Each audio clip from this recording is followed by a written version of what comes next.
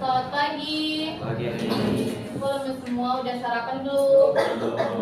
Kenapa belum sarapan? Oke, ntar nanti sarapan ya. Ya, setelah udah jam istirahat, makan ya. Oke, setelah kemarin kita belajar tentang teks persuasi, siapa yang masih ingat apa definisi dari teks persuasi? Teks yang mengajak pembaca untuk melakukan sesuatu. Oke, satu tepuk buat teman kita. Oke, selanjutnya struktur dari teks persuasi, siapa yang masih ingat? Ada 3 struktur. Siapa yang masih ingat? Ayo dibuka lagi catatannya yang kemarin.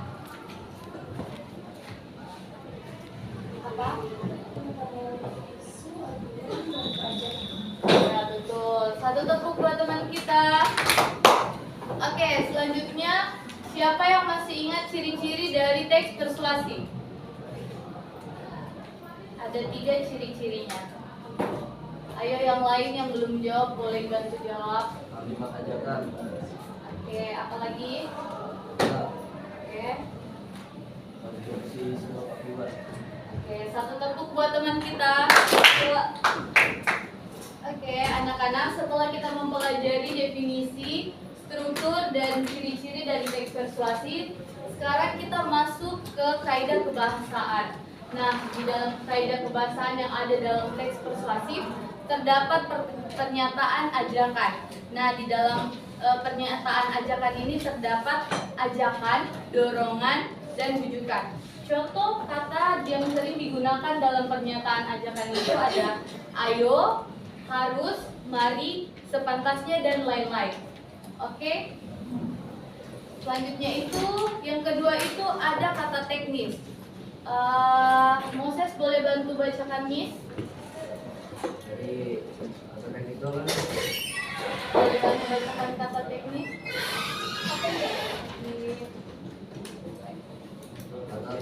kata teknis adalah istilah yang digunakan dalam bidang-bidang tertentu yang memiliki makna khusus atau spesifik. Istilah yang digunakan berkaitan dengan topik yang dibahas. Contohnya permasalahan remaja yang terjadi, internet, kesehatan, olahraga, pendidikan, dan game. Oke, jadi kata teknis ini adalah istilah yang memiliki makna khusus atau dijelaskan secara spesifik. Maksudnya itu seperti kita misalnya mengangkat topik tentang permasalahan yang terjadi pada remaja. Jadi kita menjelaskannya itu lebih jelas, lebih detail. Misal kayak internet, olahraga, kesehatan, pendidikan, dan juga games. Oke, sudah dicatat semuanya? Oke, boleh dicatat dulu ya. Sion, buka bukunya. Ayo yang di belakang juga mencatat ya. Mencatat ini.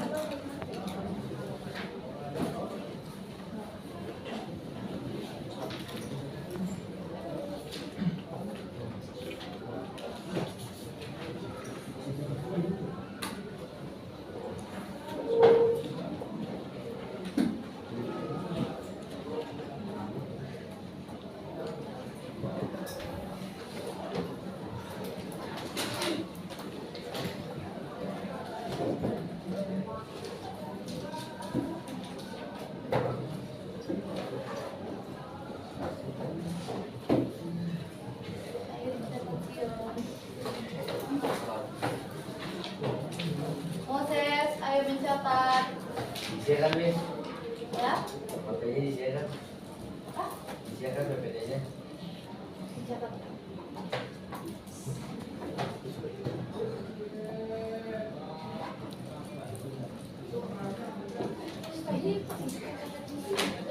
Ya, kata teknis itu adalah istilah yang memiliki makna khusus yang dijelaskan secara detail atau spesifik.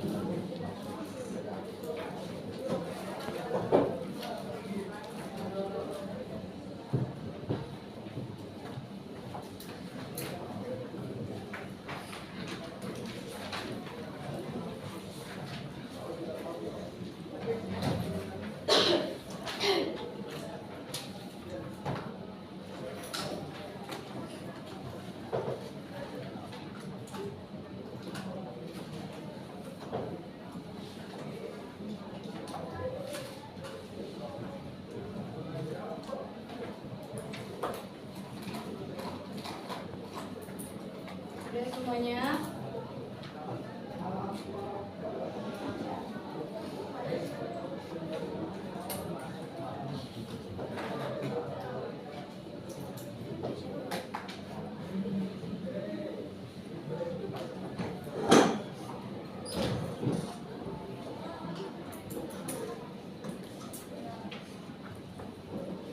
Sudah. Proses belum mencatat nih ya. Kenapa tidak ada?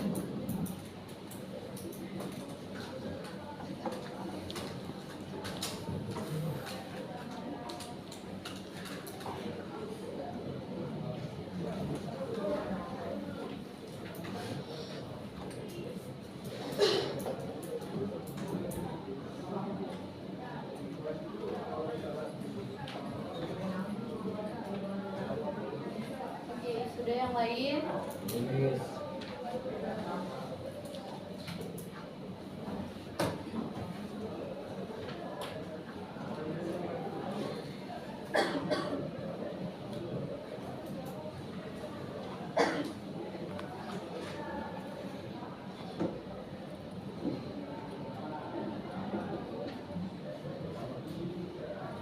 Mungkin ini istilah ya. Ini salah ketik.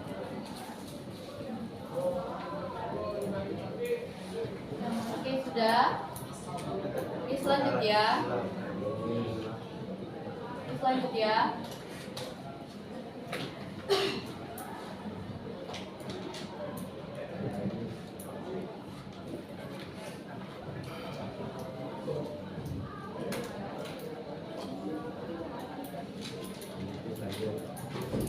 Semua sudah kan?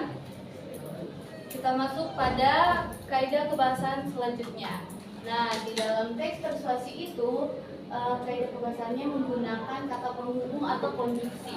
Contoh kata penghubungnya itu sebab, karena, oleh karena itu, dan akibatnya. Kemudian di dalam teks persuasi itu menggunakan kata kerja mental. Apa itu kata kerja mental? Kata kerja mental adalah kata yang menunjukkan reaksi atau perasaan yang disampaikan oleh penulis untuk mempengaruhi seseorang atau mengajak seseorang melalui teks persuasi. Nah, di dalam kata kerja mental ini contoh katanya itu berasumsi, diharapkan, dan memperhatikan, serta ada yang lain. Kemudian itu kata perujukan. Kata perujukan adalah kata yang memperoleh keterangan yang jelas. Kata yang untuk memperoleh keterangan yang jelas, maksudnya itu contoh katanya berdasarkan data. Seperti itu. Ya itu tuh yang mana? Ya itu. Dia lebih ke hasil yang didapatkan melalui data-data.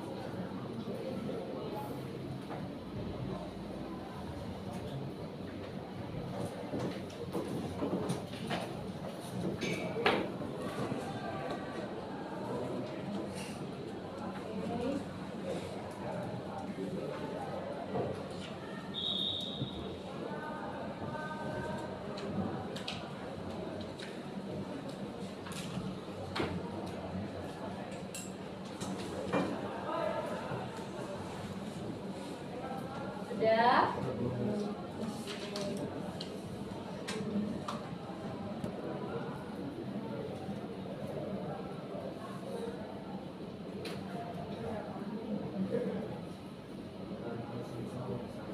Ya. Oh, maaf.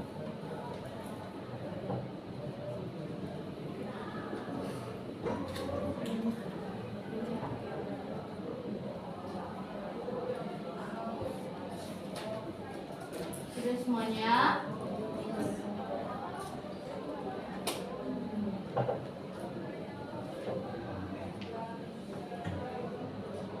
Masih sudah? Taruh di sini catatannya.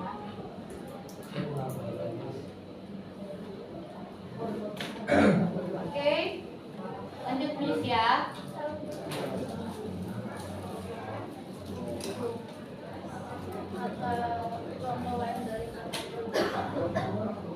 Contoh lain berdasarkan berdasarkan hasil penelitian.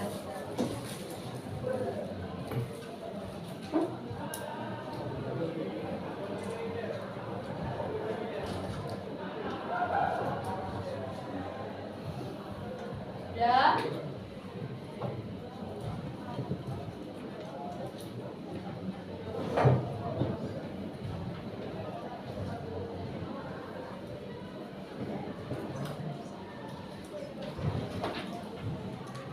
Lanjut lagi ya. Kalau misalnya tertinggal nanti Miss kasih PPT-nya lewat WhatsApp. Tapi tetap harus mencatat ya. Ya.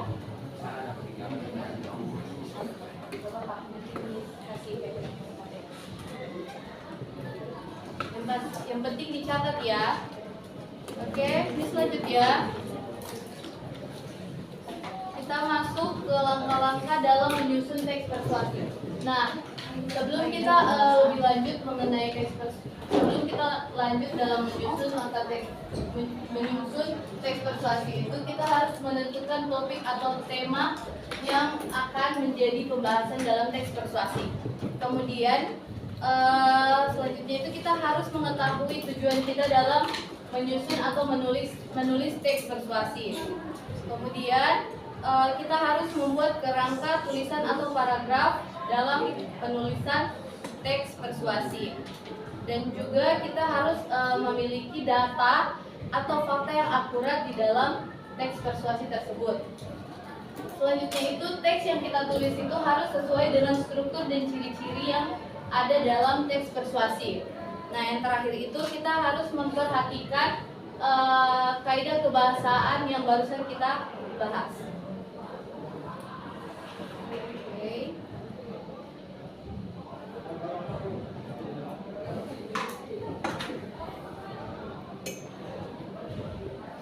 Ada yang mau bertanya? Miss, kerangka tulisan itu maksudnya kayak ada tulisannya gitu. Maksudnya itu kita harus membuat kayak apa saja yang akan kita tulis di dalam teks persuasi. Kayak inti. Ya, kayak dalam tulisan penentuan isi dan pengertian apa saja tulis dan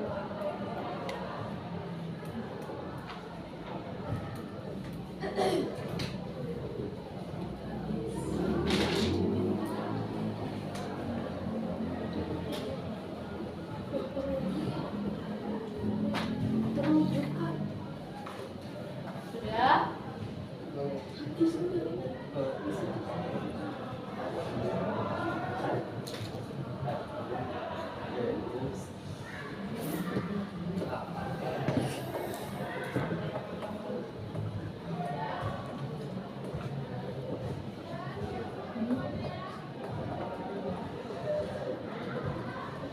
Maksudnya sudah?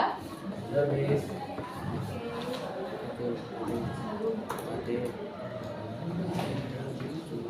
Sudah, Miss lanjut ya. Belum, Miss. Ya.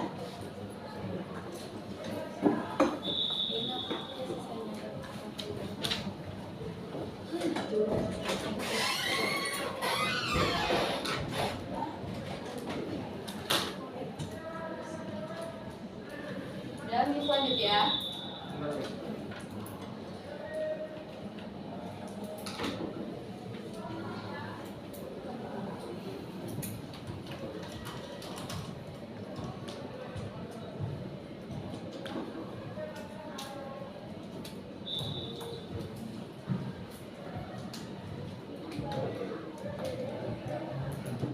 Sudah? Lanjut ya. Nah, di dalam teks persuasi ini terdapat beberapa paragraf. Nah, di dalam teks persuasi, sebuah paragraf itu pasti memiliki satu gagasan utama. Dan gagasan utama itu berada pada kalimat utama atau berada di kalimat awal kalimat. Nah, gagasan utama yang berada pada awal kalimat itu disebut dengan deduktif. Dan di dalam teks persuasi ini, dalam kalimat utama terdapat kalimat-kalimat penjelas. Maksudnya itu ada fakta dan opini. Renat boleh bantu Miss apa itu bantu bacakan Miss apa itu fakta? Maka dalam suatu hal yang berbeda berdasarkan data bukti atau kegiatan terus menyiapkan merupakan hari kemerdekaan Indonesia.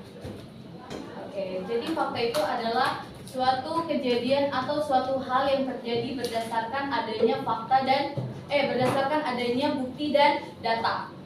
Kemudian opini, Miss minta bantuan dari Gary, bantu bacakan. Opini adalah pendapat atau sudut pandang penulis terhadap suatu hal. Contohnya, menurut saya pendidikan di Indonesia masih perlu ditingkatkan. Ya, jadi opini itu adalah pendapat atau sudut pandang yang disampaikan oleh penulis terhadap suatu hal. Contohnya itu, menurut saya pendidikan di Indonesia masih perlu ditingkatkan. Jadi di dalam teks persuasi itu ada kalimat utama dan juga kalimat-kalimat penjelas yang disertai oleh fakta dan opini.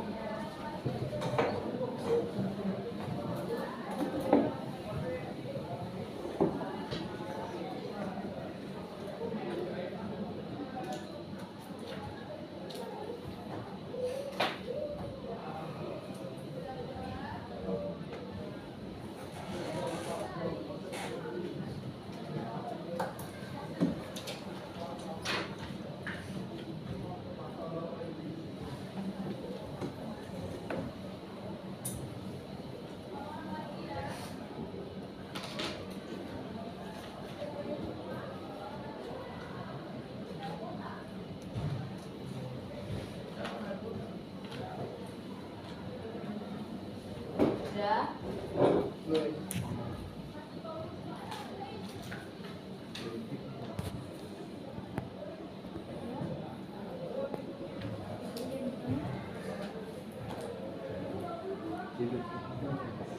Deduktif adalah kalimat utama yang terletak pada awal kalimat. Jadi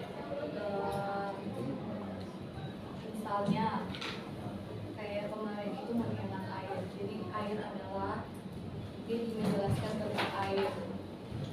Nah dari situ nanti akan ada kalimat-kalimat penjelas. Di situ disertakan fakta dan opini dari penulis.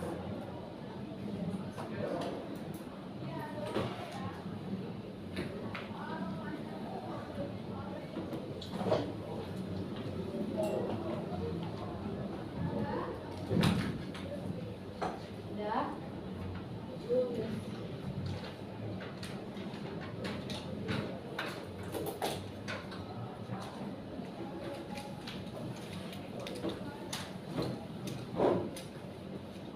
Oke, selanjutnya.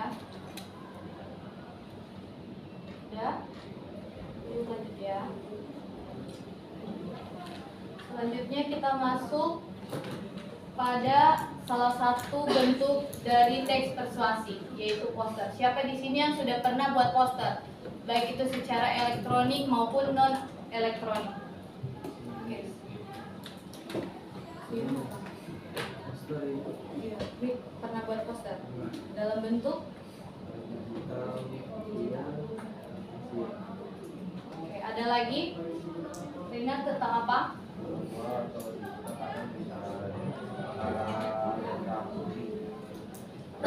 Ada lagi? Pernah buat dalam bentuk elektronik atau non elektronik?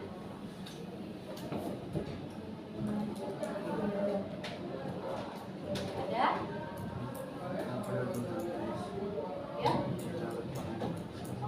Oke.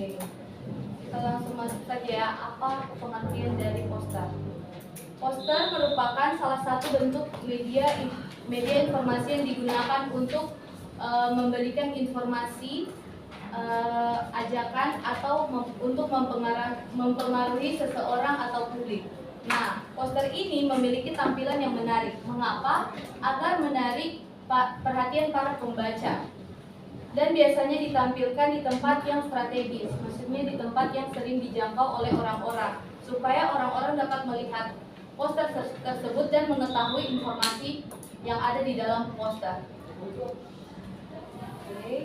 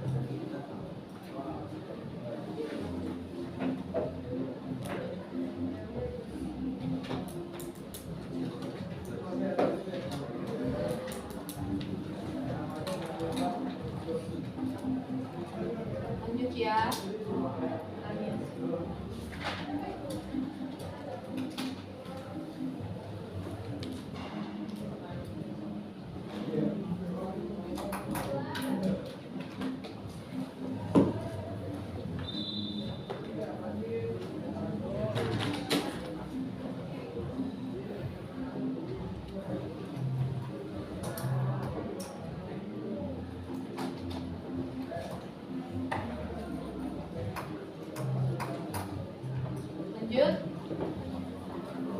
Oke. Kita masuk ke ciri-ciri poster. Di dalam poster itu kita harus menggunakan gambar yang harus bersifat informatif, kreatif, dan sesuai dengan tema poster kita yang akan kita buat. Kenapa? Agar melalui gambar itu juga dapat menarik perhatian minat para pembaca. Nah, kemudian warna yang digunakan harus kontras dengan tema poster kita. Jadi kayak semisal kita mau buat poster tentang kemerdekaan, ya otomatis kita membuat itu sesuai dengan tema kita. Temanya warna merah putih.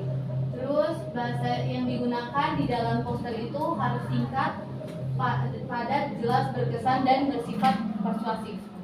Siapa yang sini masih ingat persuasif itu apa? Ya betul. Jadi di dalam poster itu harus menggunakan bahasa yang bersifat persuasif atau mengajak para pembaca. Kemudian yang keempat itu memiliki gabungan antar gambar, kalimat, angka, dan juga simbol atau tanda di dalam poster.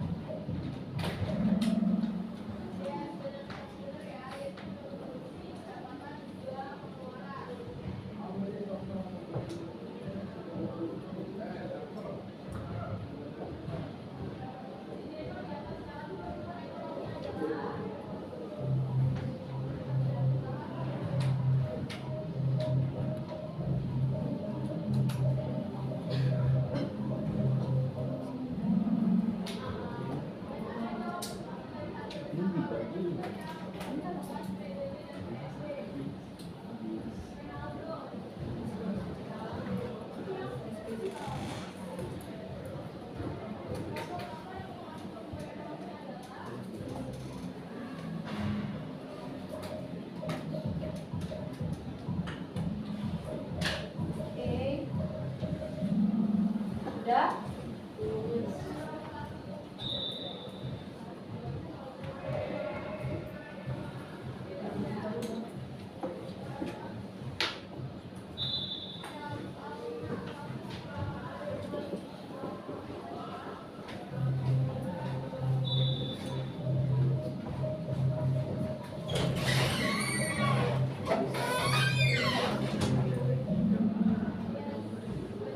Di dalam poster itu terdapat gambar. Jadi di dalam itu ada kombinasi antara gambar, kalimat, angka, dan juga simbol tanda. Jadi simbol itu ada di dalam.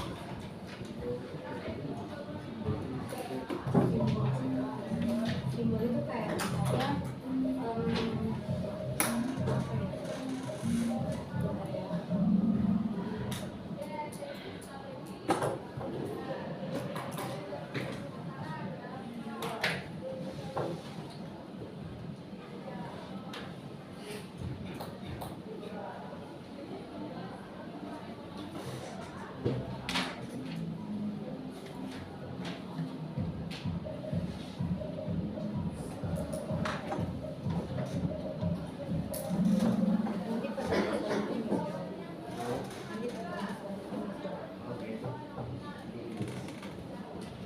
udah, lanjut ya.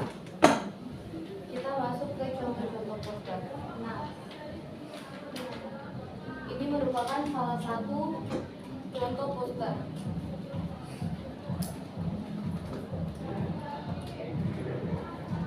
Ini merupakan salah satu contoh poster yang ada.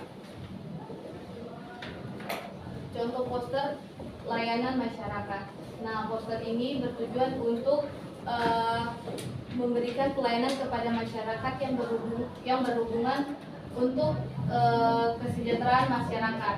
Di sini ada poster mari membaca dan jagalah kebersihan. Jadi ini salah satu contoh poster untuk layanan masyarakat.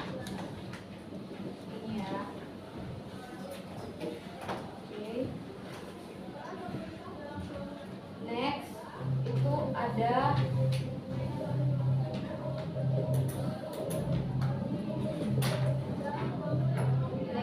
poster niaga. Poster niaga ini sering digunakan untuk dalam dunia bisnis atau jual beli. Di sini biasanya digunakan untuk tawar menawar dalam penjualan atau menawarkan barang dan jasa. Tapi di sini Miss kasih contoh makanan.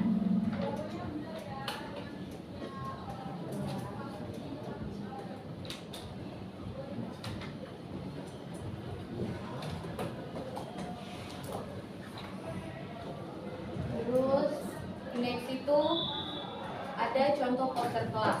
Nah, contoh poster kelas ini biasanya digunakan di dalam kelas untuk keperluan semisal tata tertib kelas, struktur kelas, dan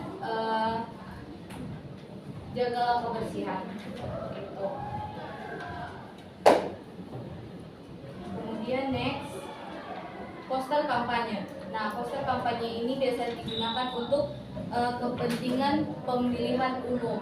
Misalnya pemilihan calon presiden dan calon wakil presiden, calon ketua OSIS dan wakil ketua OSIS, atau calon pemimpin daerah.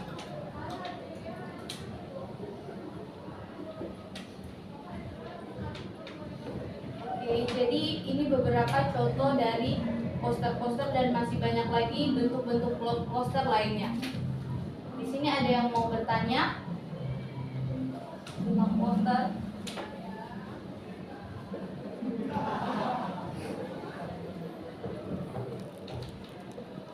Tidak ada.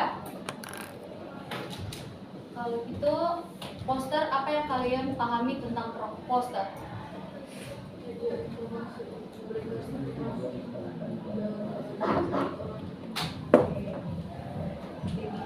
Harap dengan adanya pembelajaran ini kalian lebih memahami teks persuasi dan juga salah satu bentuk dari teks persuasi yaitu poster. Di sini semuanya bawa buku paket. Bawa. Kalau yang nggak bawa boleh sharing dengan temannya ya, tapi 2 orang. 2 orang. Itu ada di depan Sion. Enggak, kan ada buku kan.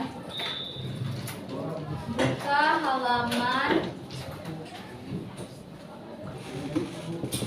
halaman 34 dan sampai 36.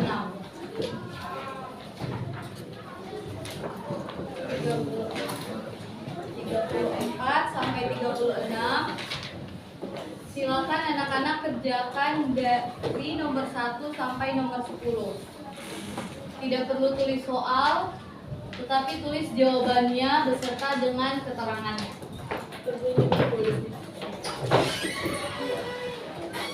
Tidak perlu tulis soal, tetapi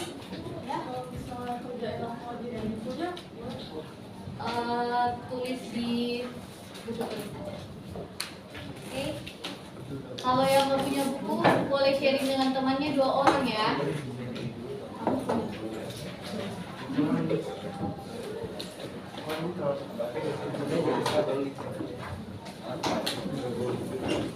Kalau